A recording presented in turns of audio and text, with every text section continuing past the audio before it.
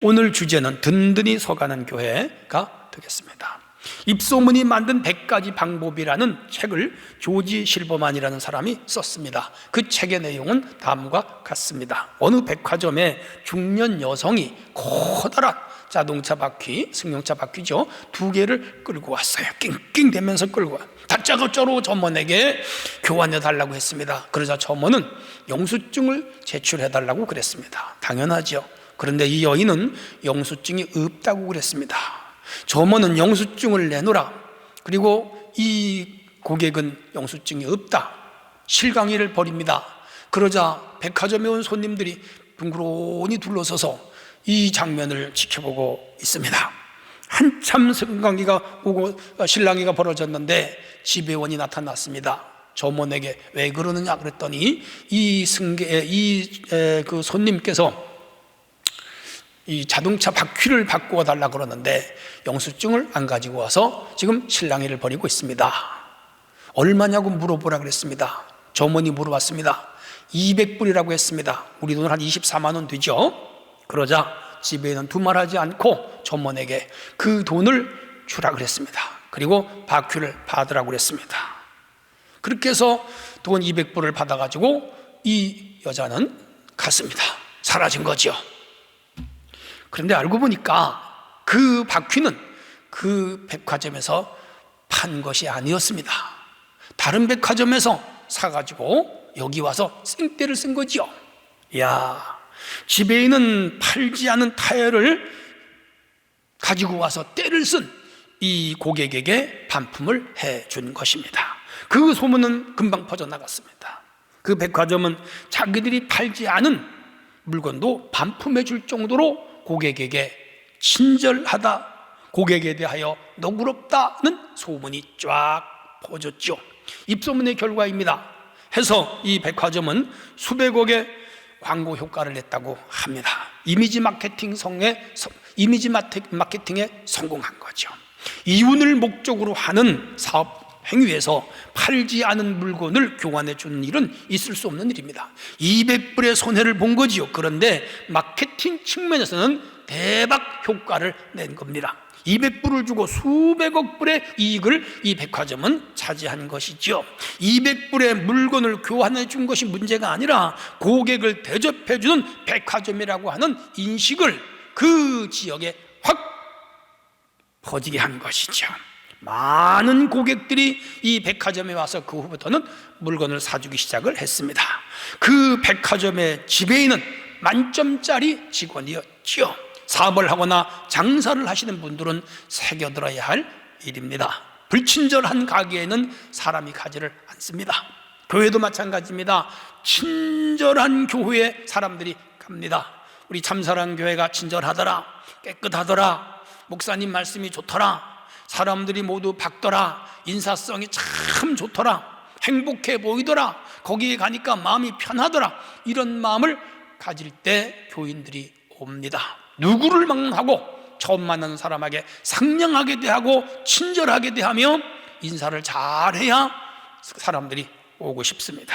우리 교회가 이렇게 입소문 타는 교회가 되기를 원합니다. 이런 교회가 될 때에 우리 교회는 부흥할 줄로 믿습니다. 우리 교회 36회 창립 기념일을 맞아 든든히 서가는 교회라는 주제로 초대교회 특징을 찾아보면서 우리 교회가 이런 교회가 돼야 되겠구나, 이런 교회가 돼야 부흥되겠구나, 이런 마음의 다짐을 갖는 귀한 시간이 되어지시기를 바랍니다. 첫 번째 주제입니다. 하나님을 경외하는 교회였습니다. 3절입니다. 주를 경외함과 31절이죠. 본문의 배경은 초대교회의 상황입니다. 오순절 성령 강림 이후에 우후죽순처럼 초대교회는 성장해 갔습니다. 하지만 유대교회 박해는 심각한 수준이었습니다. 산헤드린 공회를 뒤에 업고 사울이라는 청년이 행동대장이 되어 막 죽이는 거예요. 스데반이 죽었습니다. 누구에 의해서? 사울에 의해서. 그리고 교회를 잔멸하고 박해하기 시작했습니다. 대제사장 산헤드린 공회에 출구수장에 사인을 받은 서신을 가슴에 품고 저 시리아의 수도 다메섹에 기독교를 박해하기 위하여 달려갔어요. 그런데 하나님을 만났어요. 길 한가운데서 부활하신 예수님이 찾아오셨어요. 빛으로 찾아오셨어요. 눈이 멀었어요. 꼬꾸라졌어요. 3일 동안 아무것도 못 보고 아무것도 못 먹었어요. 그런데 아나니아 선지자가 그에게 안수함으로 눈이 밝아졌고, 그때 예수님의 음성을 들었어요. 나는 내가 핍박하는 예수다. 내가 나를 핍박함이 너의 뒷발로 가시나무를 차는 것과 같다. 이제부터는 이방인의 사도로 세웠으니 나를 핍박하거나 교회를 핍박하지 말고 전도자가 되거라. 그러면서 성령을 충만하게 부어주셨어요. 그것이 바울 사도의 회심입니다. 180도 터닝 포인트가 일어난 것이죠. 놀라워요. 그는 즉시 기독교의 변증자가 되었고 전도자가 됐죠. 성령님이 하신 일입니다. 이 일 후에 이스라엘 전 지역의 교회들이 힘을 얻어 열심히 전도했고, 교회들마다 안정적으로 성장해 가는 역사가 일어났습니다. 31절에 당시 교회 상황을 이렇게 서술하고 있습니다. 그리하여 온 교회와 온 유대와 갈릴리와 사마리아의 교회가 평안하여 든든히 서가고 주를 경외함과 성령의 위로로 진행하여 수가 더 많아지더라. 여기 세 지역이 나오지요. 유대, 갈릴리, 사마리아. 행정구역이에요. 당시 오늘로 말하면 수도권, 영남, 호남, 그런 의미예요. 이스라엘 전 지역에 교회가 섰는데 그들 교회를 유대교가 감히 핍박을 못해요. 그러니 교회가 안정됐고 든든했고 문제가 없었더라, 이 말입니다. 당시 교회의 특징은 첫째가 주를 경외했습니다. 이게 중요합니다. 경외라는 용어는 말 그대로 공경하면서 두려워한다. 당시 교회가 하나님을 얼마나 공경했고 두려워했는가를 알 수가 있죠. 왜? 그렇게 핍박을 하고 박해를 유대교가 했지만 바울 소도를 꼭 부러뜨리고 그가 회심하여 기독교의 변증가가 되고 예수 그리스도의 십자가와 부활을 증거하는 사람이 됐거든요. 누가 하신 일이에요? 하나님이 하셨죠.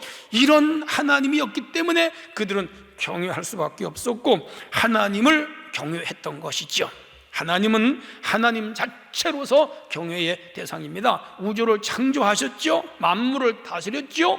에베소서에 보면 경륜 가운데 경영하시는 분이라고 그랬습니다. 억조 창생들의 생사화복을 주장하시는 주권자이십니다. 동시에 구속사적으로 타락한 인간들을 구원하기 위하여 독생자 예수 그리스도를 이 땅에 보내셨고 십자가에 죽게 하셨고 3일 만에 불안하게 하셨습니다. 그리고 오순절 사건을 통하여 성령을 보내주셔서 교회운동에 불을 붙여주셨죠. 우리 하나님은 우리의 경외의 대상입니다. 우리 교회는 이 하나님을 경외해야 됩니다. 진심을 다하여 전 성도가 한 마음으로 우리 하나님을 경외해야 됩니다. 그런 교회가 되기를 원합니다. 경외라는 말은 이르아라는 말입니다. 두려워하다, 떨다, 공포를 느끼다, 그런 의미를 지니고 있습니다. 나보다 높은 사람 앞에서는 우리의 자세가 달라집니다. 똑바로 섭니다. 회사에서 윗분들 앞에 아랫사원들은 격려를 합니다. 사회에서도 어려운 대상이 있으면 그 앞에서 우리가 옷깃을 여밉니다. 나보다 힘이 세거나 많이 배웠거나 존경을 할 만한 대상이 있으면 우리는 그런 분들을 우러러봅니다. 하물며 하나님이겠습니까? 하나님은 신이시며 영원한 자존자요 영원한 전능자요 영원한 생명의 주인이십니다. 우리는 이 하나님을 경외해야 됩니다. 초대교회는 하나님을 전심을 다하여 경외했습니다. 그래서 경외했더니 하나님이 교회를 부흥하게 하셨죠. 오늘 우리 교회는 다시 한번 말씀드리거니와 여호와 하나님을 경외하는 교회가 되기를 원합니다. 하나님께 대한 믿음의 기본 태도는 경외입니다. 경외의 감, 경외의 심입니다. 경외의 심을 잃으면 하나님께 대한 모든 것을 잃어버립니다. 하나님을 경외하지 않으면 지혜가 끊어집니다. 하나님을 경외하지 않으면 인간의 예와 덕과 품위가 상실됩니다. 하나님을 경외하지 않는 인간 아무 소용이 없습니다. 하나님은 경외하는 자들을 찾고 계시며 경외하는 자들에게 복을 주시는 분입니다.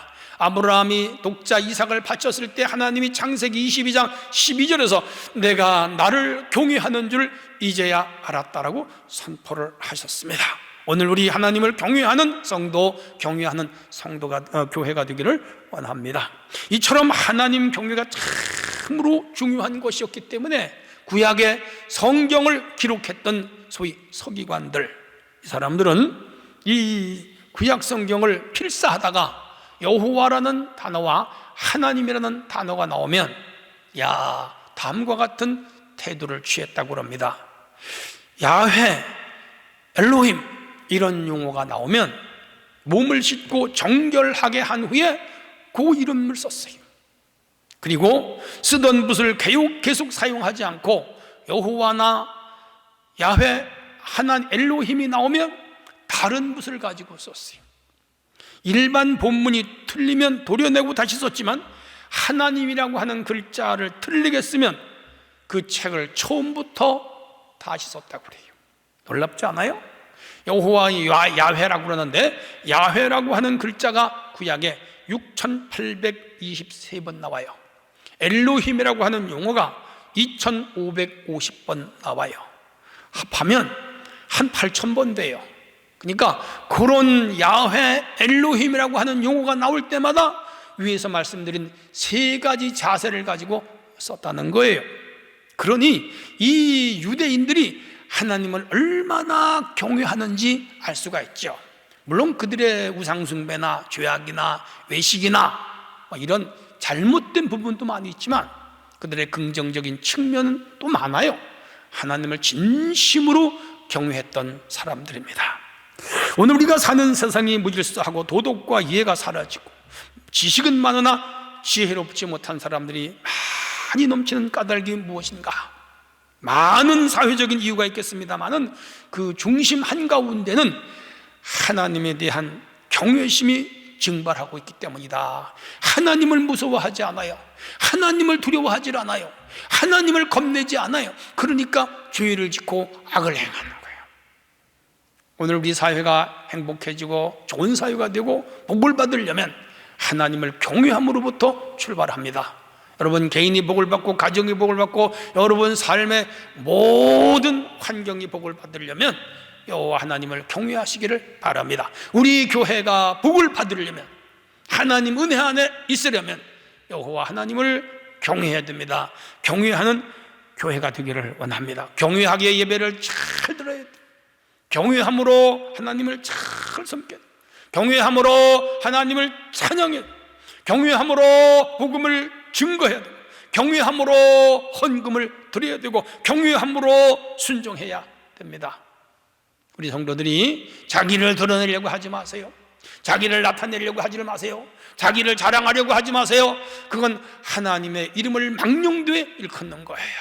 하나님 앞에 언제나 경외하는 마음으로 서서 예배하고 앉아서 기도할 때 하나님이 그런 사람들을 골라서 축복해 주심을 믿으시기를 바랍니다. 저는 오늘 예배하는 성도들 가정과 개인과 자녀와 여러분 모든 삶의 환경들이 하나님을 경외함으로 이스라엘 백성들이 받았던 복을 초대교회가 받았던 은혜가 넘칠 수 있기를 주의 이름으로 축원합니다. 두 번째 주제입니다. 성령의 위로로 진행하는 교회였어요.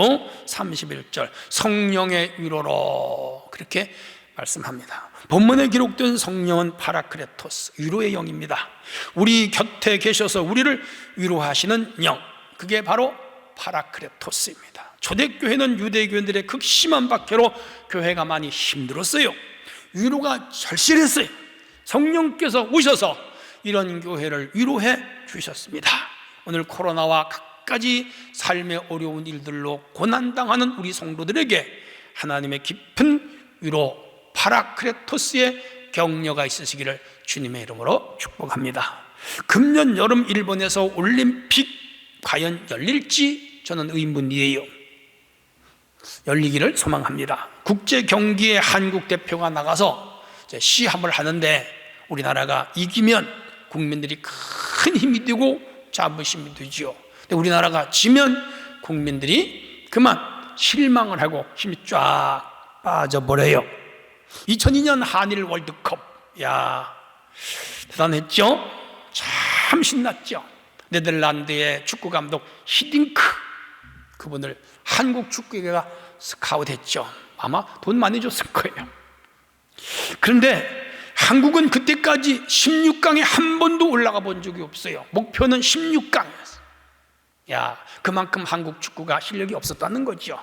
그래서 히딩크 감독을 통해서 이번에 우리나라에서 하니까 16강은 올라가자, 그래야 체면했을 것이 아닌가, 그런 의도였겠죠. 그런데 그분이 왔어요. 열심히 선수들을 훈련을 시키고 전략을 짜고 또 리더십, 다른 축구 감독보다 다르게 리더십을 발휘했죠. 놀라운 일이 났습니다. 16강이 아니라 8강, 8강이 아니라 4강까지 올라간 거예요. 잘 아시죠? 이 4강에 사실은 터키하고 붙었는데 이겼으면 우리가 3등인데, 야, 조금만 안타까워요. 4강이 어딥니까? 세계에 내놓으라는 수많은 축구 강국들이 이기고 4강입니다. 국민적 에너지가 하늘을 찔렀죠. 감독 한 사람의 능력이 국가를 들었다 놨다 들었다 놨다. 이 히딩크의 리더십, 히딩크의 전략, 히딩크의 실력이었죠. 리더십 하나에 세계가 바뀌고, 리더십 하나에 국가가 바뀌고, 리더십 하나에 교회가 바뀌는 거예요.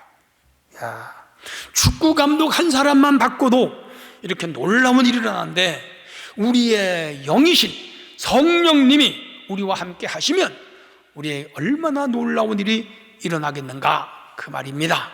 성령은 생명, 퓨누마입니다. 성령은 능력, 두나미스입니다. 성령은 위로의 영, 파라크레토스입니다. 사랑하는 성도 여러분, 우리 성령께서 여러분에게 생명을 주시고 능력을 주시고 힘들고 어려울 때 격려와 위로가 충만하기를 주님의 이름으로 축복합니다. 자, 성령은 우리에게 우리 주님께서 공생애 때의 사역 중에 약속하신 영이지요. 요한복음 14장 16절 보면, 내가 아버지께 구하겠으니 그가 또 다른 보혜사를 너희에게 주사 영원토록 너희와 함께 있게 하겠다. 이야, 성령이 오시면 우리와 영원히 함께 있는단 말이에요. 지금도 우리 교회 안에 우리 성도들 개인과 가정, 여러분 삶의 바운드에 성령이 함께 하심을 믿으시기를 바랍니다. 그런가 하면은 요한 14장 26절을 보면, 보혜사 곧 아버지께서 내 이름으로 보내실 성령, 그가 너에게 모든 것을 가르치고 내가 너에게 분부한 모든 것을 생각나게 하시리라. 이 보혜사 성령은 하나님의 말씀을 생각나게 하고 하나님의 말씀을 가르치는 분이에요. 그러므로 성령이 중요한 거지요. 그런데 성령을 소멸하거나 성령을 근심시키거나 성령을 회방하거나 성령을 모독하는 자들에게는 하나님의 징계가 임해요. 우리는 성령을 기쁨으로 영접하시고 이 성령이 우리의 삶을 전반에 인도하도록 내맡기는 삶이 되어야 될 줄로 믿습니다. 저는 평생을 살아오면서 예수 믿은 이후에 성령님께 의지했고 성령님께 맡기면서 살았습니다.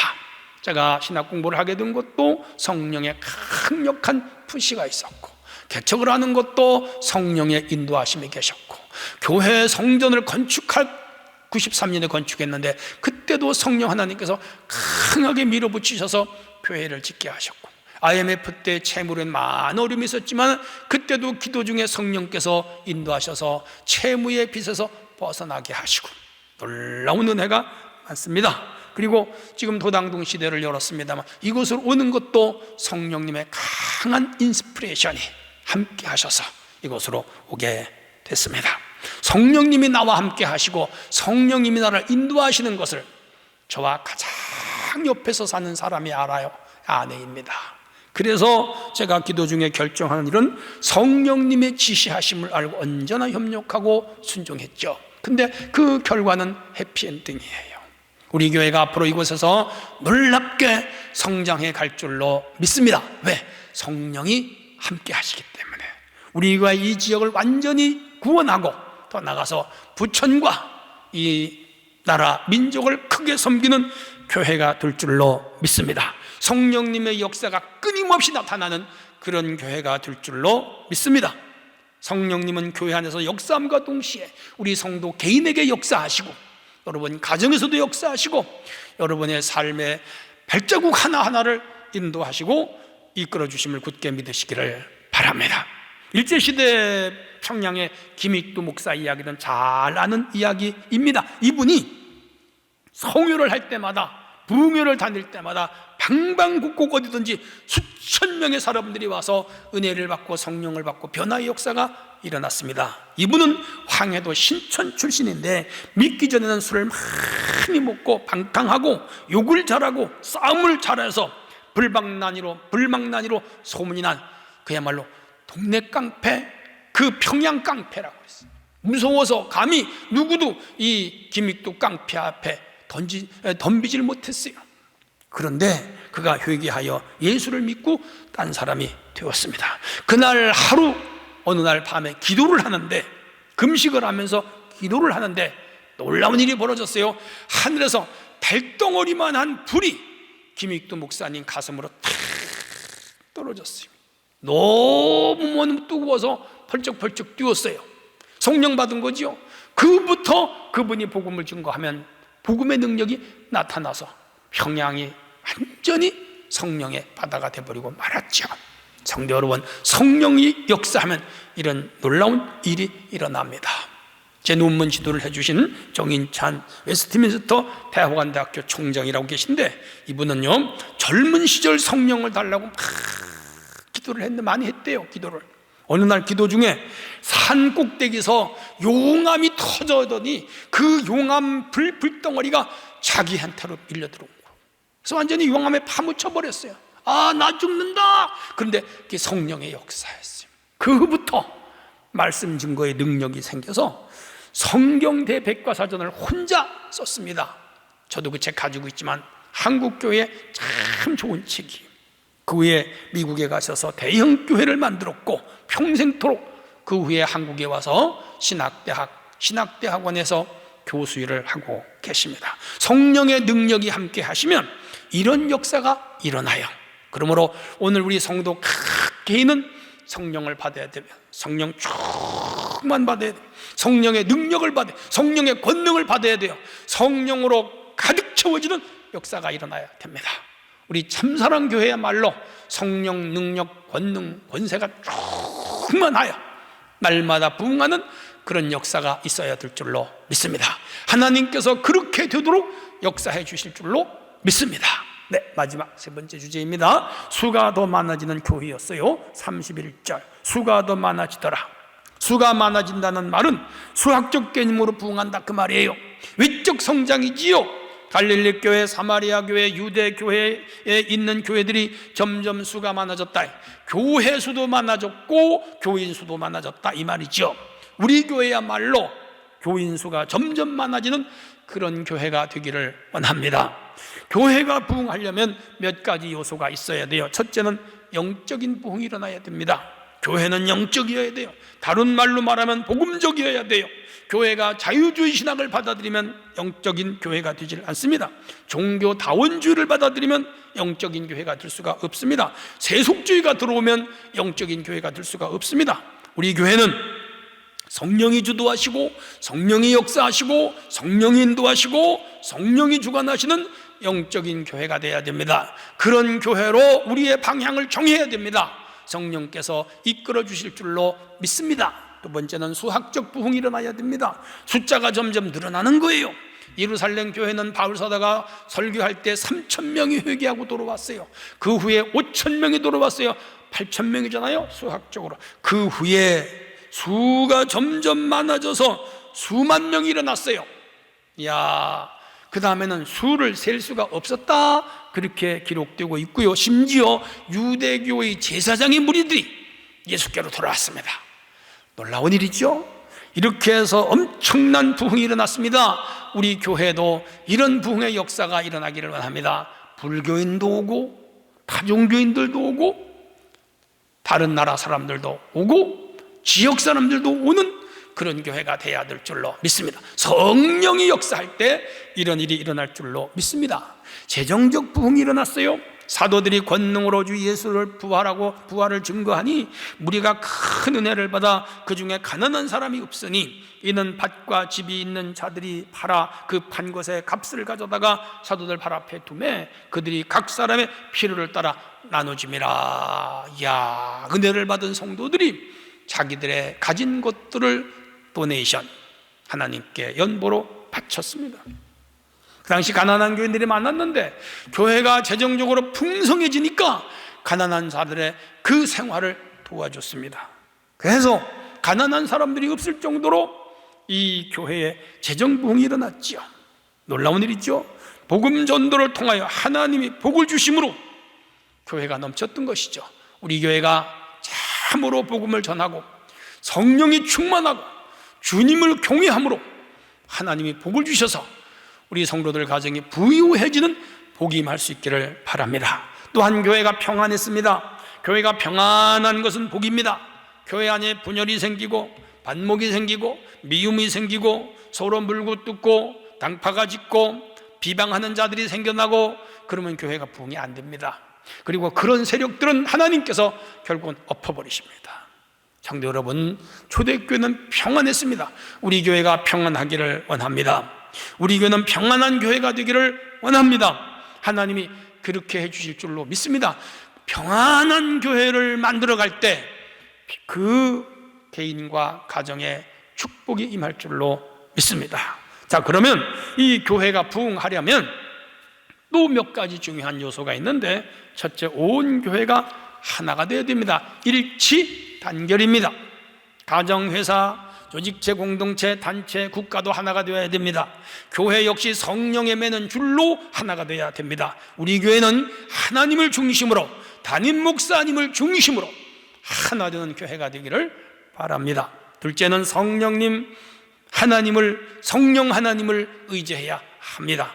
성령이여 우리 교회에 오시옵소서, 우리 교회를 부흥시켜 주시옵소서.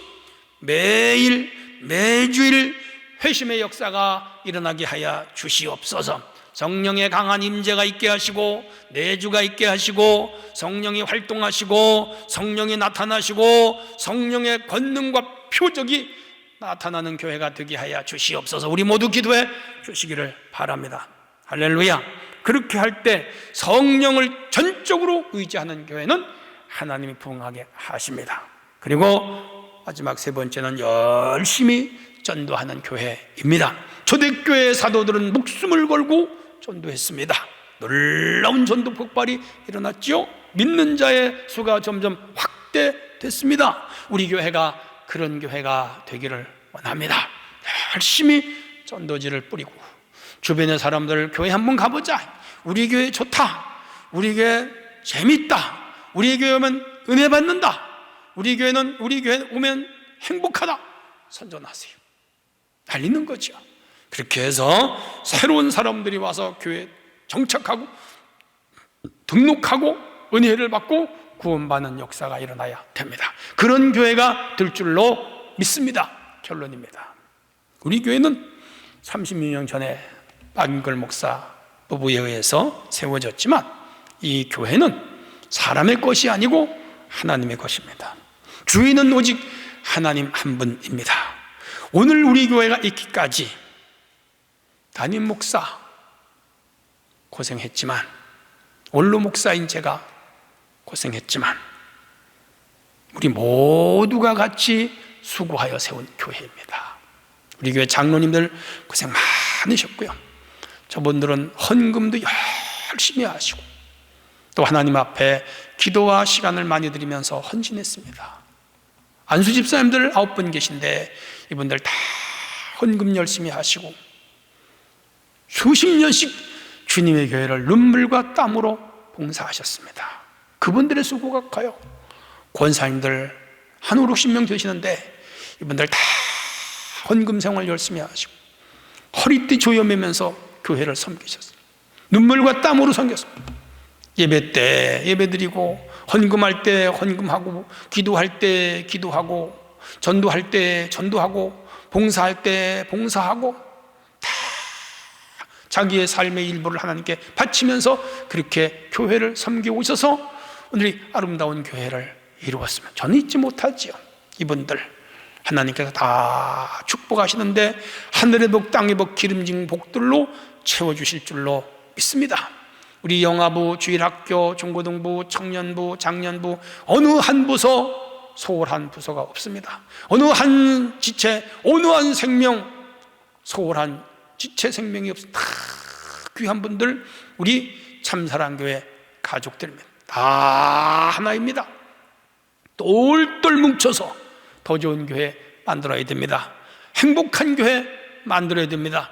은혜를 함께 누리는 교회 만들어야 됩니다. 이 교회는 하나님의 것이면서 우리의 것이고, 우리의 것이면서 우리 모두의 것입니다.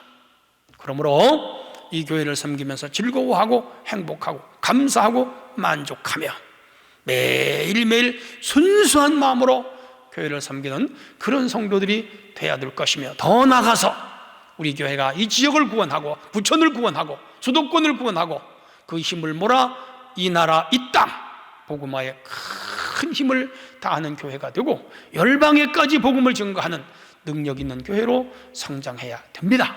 하나님이 그렇게 해주실 줄로 믿습니다. 우리 모두 함께 기도해 주시기를 바랍니다. 하나님의 은혜가 우리 모두에게 임하기를 주의 이름으로 축원합니다. 기도합니다. 하나님 아버지 감사합니다. 오늘 예배 사도행전 9장 31절의 말씀처럼 유대, 갈릴리, 사마리아 교회가 평안하여 든든히 서갔다고 했습니다. 우리 교회도 36해를 맞으면서 더 든든히 서가는 교회가 되게 하시고, 함께 주님 교회를 섬긴 모든 우리 교회 지체들을 축복하시옵소서. 예수님의 이름으로 기도하옵나이다. 아멘.